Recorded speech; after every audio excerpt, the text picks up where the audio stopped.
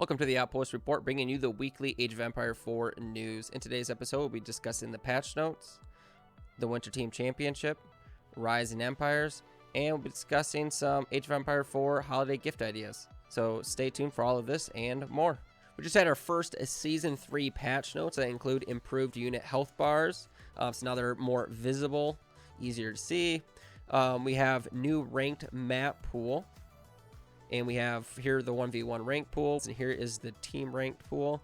I really enjoyed this map pool. I think it's a big improvement from the last set of maps that we had. Definitely fits more my play style. We had Resolve Caster Mode Hotkey Conflict, fixed Monk Garrison issue. This was an issue where if a mosque already had relics inside of it, it was really hard to get the monk to garrison inside because instead it would grab a relic instead of garrison inside of it. But this has been fixed. There were some general bug fixes. Springle ships damage increased against arrow ships, just kind of helping that rock, paper, scissors combat mechanic.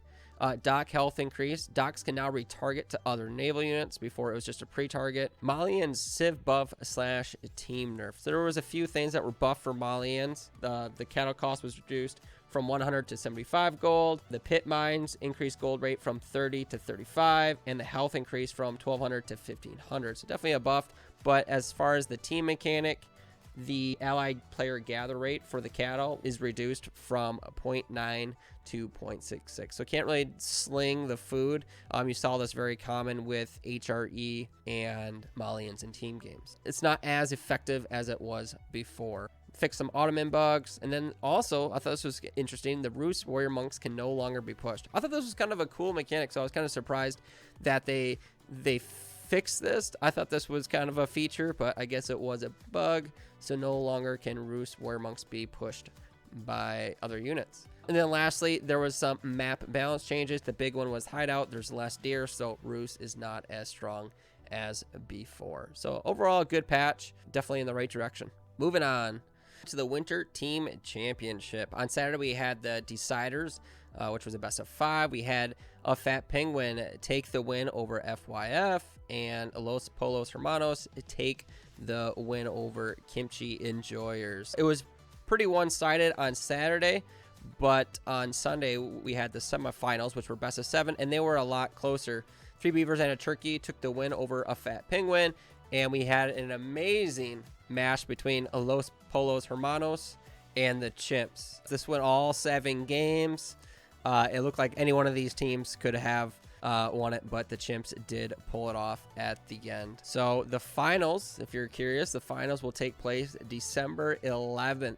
And it's going to be a best of 9, and it will be 3 Beavers and a Turkey versus the Chimps. So I'm pretty excited for it, especially, again, the semifinals were amazing, really, really close. So it'll be really exciting to see 3 Beavers and a Turkey versus Chimps. If I had to make a prediction, I think I got to give it to 3 Beavers and a Turkey, and I say that because I feel like Wham, Puppy Paw, and Casfa have played together a lot more than the Chimps. The Chimps have higher rating, but I think the 3 Beavers and a Turkey have the teamwork. I think it's going to be really close, though. It might go the entire series, but I think 3 Beavers and a Turkey will pull it off. Another tournament we had this last weekend was the Ryzen Empires, which consisted of the low elo legends.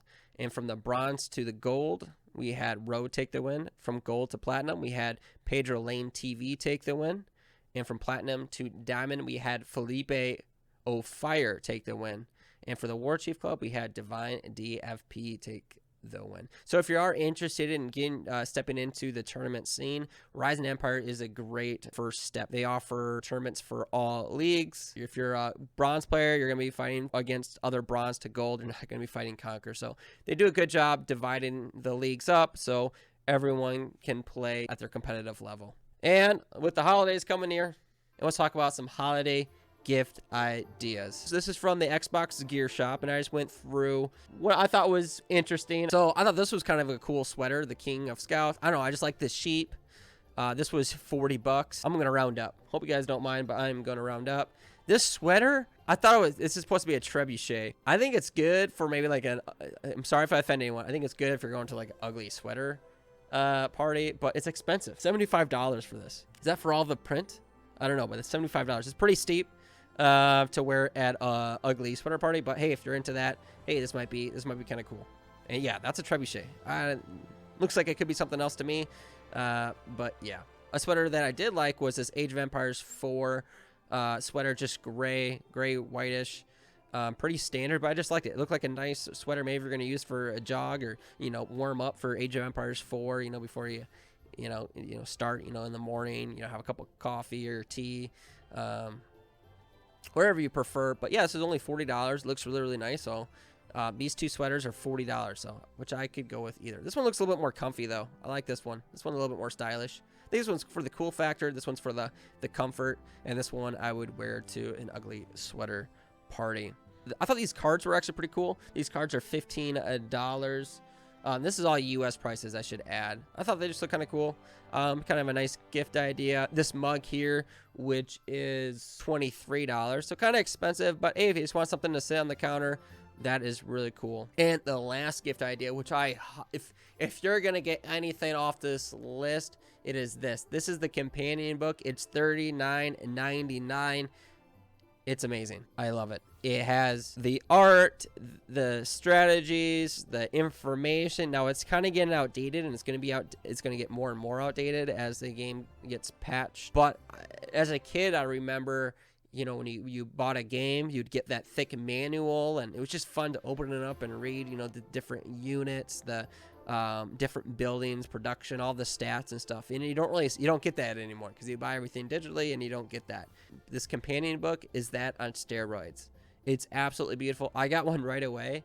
I was actually debating on getting two, just keep one wrapped up and have the other one for my review. I'm always very careful when I turn the pages. And then it also comes with these beautiful paintings, which you can see a couple of them here. The Mongol, there's a camel, there's an elephant one, and then there's an English archer. So just really, really cool.